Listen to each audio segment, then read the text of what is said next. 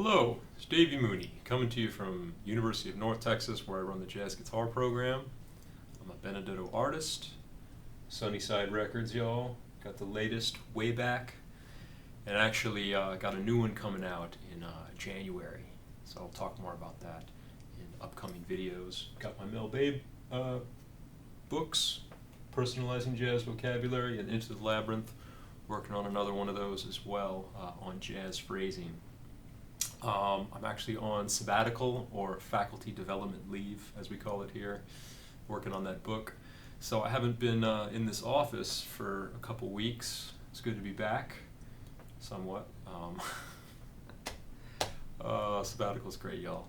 But I don't want to talk about that with you all today. I wanted to talk about the Henry Mancini tune, Dreamsville.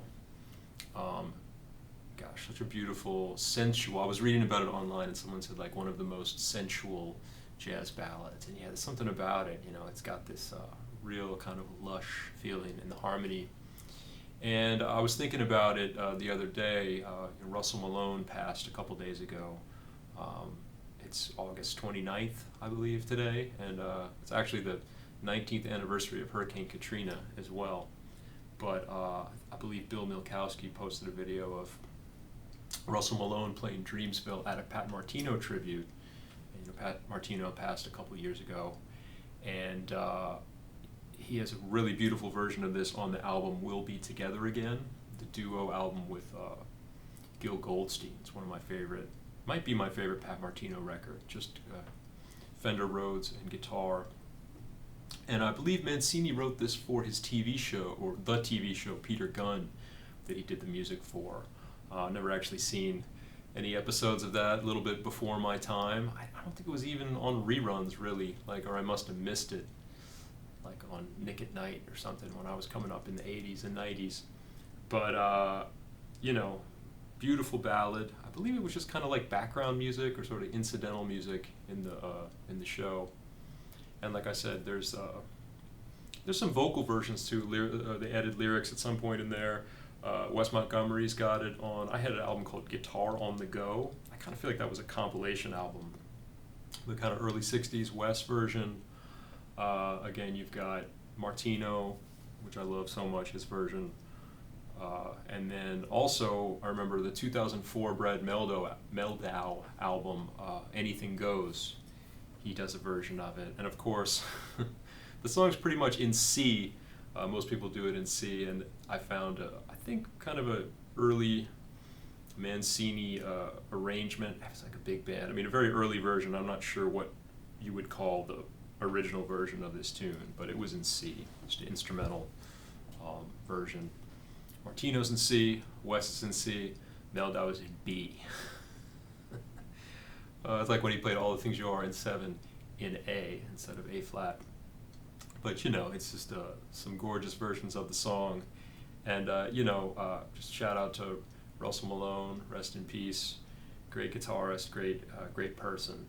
And I got to spend some time with him. Not a ton, but he was very present in the jazz guitar community for as long as I can remember. But anyway, Dreamsville, y'all. It's so beautiful. Basically, it's an AABA ballad, and you get this C major to C sus kind of sound, or maybe C major to, some people go to a G minor 9, C sus, and then like a G minor F sharp 7, then an F7 sus, D minor, or almost like maybe it's B flat over D, I don't know, D minor, I think most people play D minor 7, then E flat minor 9, kind of a up jump spring vibe, and then E minor 7 or E minor 11 or something, A7, and then D minor, G7, that beautiful melody, kind of like tune up, huh?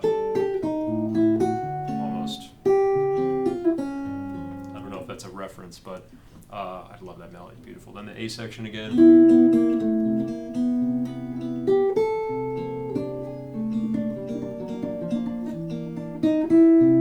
Mehldau sometimes puts that sharp 11 in on the second C major, although for him it's B major.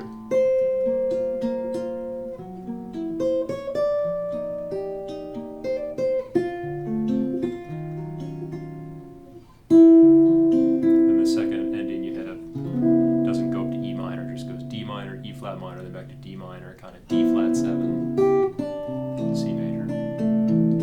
Bridge is really nice. You got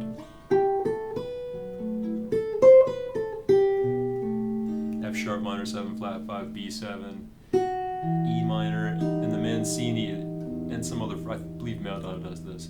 Does Wes?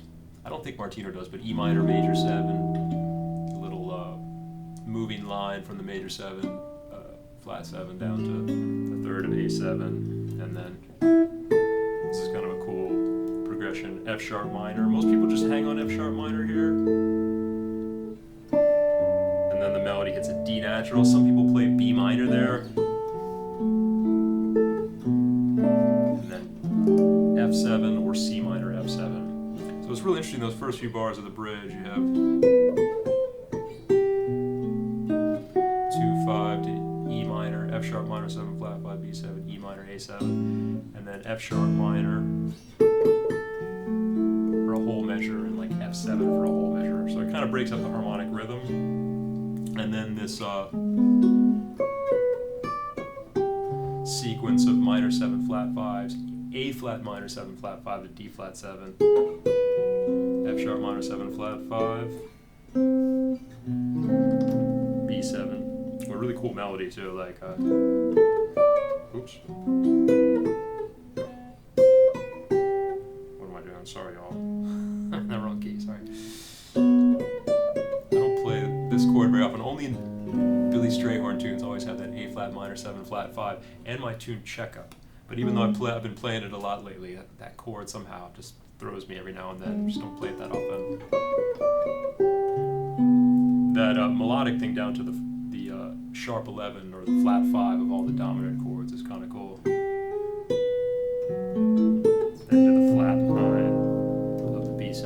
Kind of reminds me of Ellington a little bit, right? That jump, little prelude to a Kiss 5. Then E minor 7 flat 5 D7, G7. So again, the bridge, I'll just do the chords. So you got F sharp minor 7 flat 5, B7, E minor major 7, down to A7. F sharp minor for a whole bar, or you can stick in a B minor, and then F7 for a whole bar, or you can go C minor F7, and A flat minor 7 flat 5, E flat 7, F sharp minor 7 flat 5, B7, E minor 7 flat 5, A7, D minor, G7, and the last A.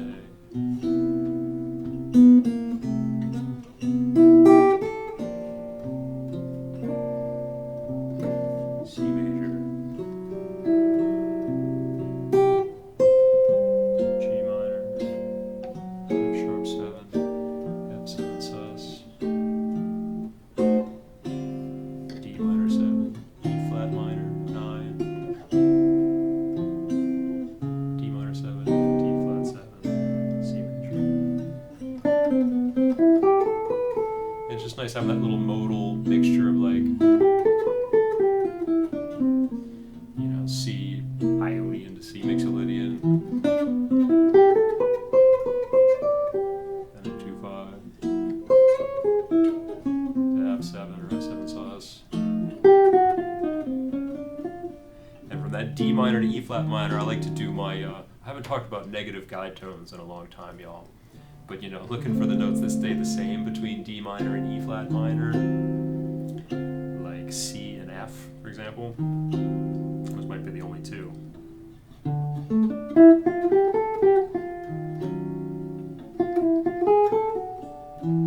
And yeah, that first ending is first A section is fun because you have that D minor, E flat minor, E minor 9, so you can really do some fun.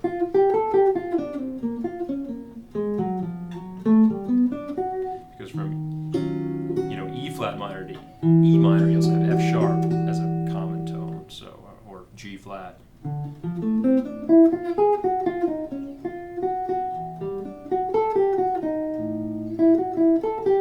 Here's some diminished note. D minor, G7.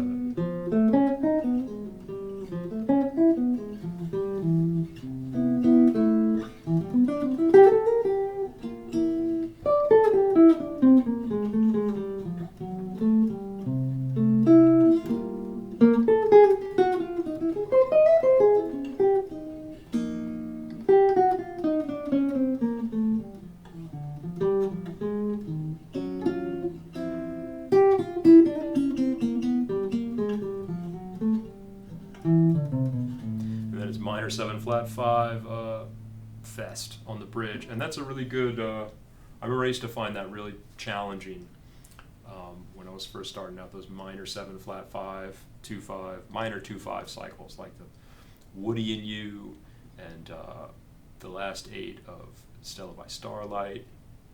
So this song really gives you a workout. So basically, I convert, when I see a minor 7 flat 5, I'm definitely converting to like either a minor sound up a minor third or a major 7 sound, a tritone away. So F sharp minor 7 flat 5, kind of like C major 7 or C major 7 sharp 11 to B7.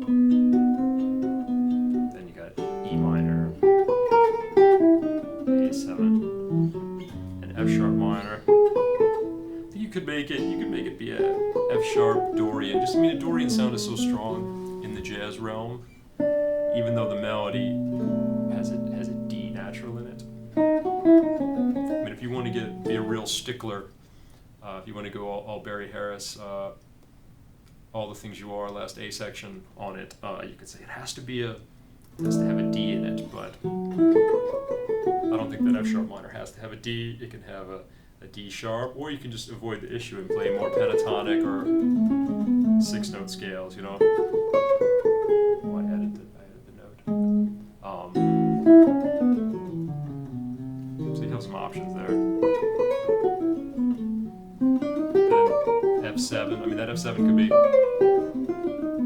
be a Lydian dominant, like a C melodic minor, or you could do just C minor to F7, more major scale mode. And then this sequence, that's a good place for the. I show my students that sometimes when you have the cycle, like A flat minor 7 flat 5 to D flat 7, I'll go like D major 7, D flat 7, and then C major 7, B7, B flat major 7, A7.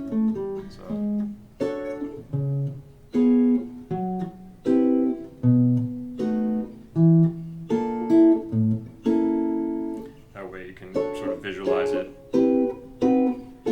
really just like right against the bass notes.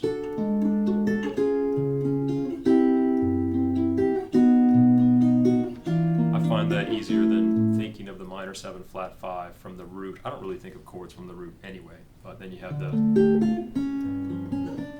2/5 back to C and the last A.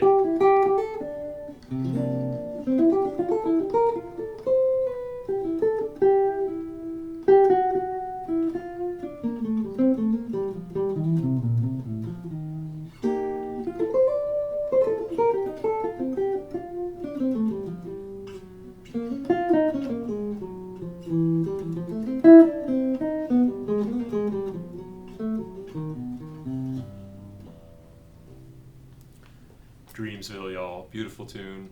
Rest in peace, Russell and Pat Martino, 2 of the greats. And yeah, I hope you enjoy. I'll play a few choruses on it. Hope you enjoy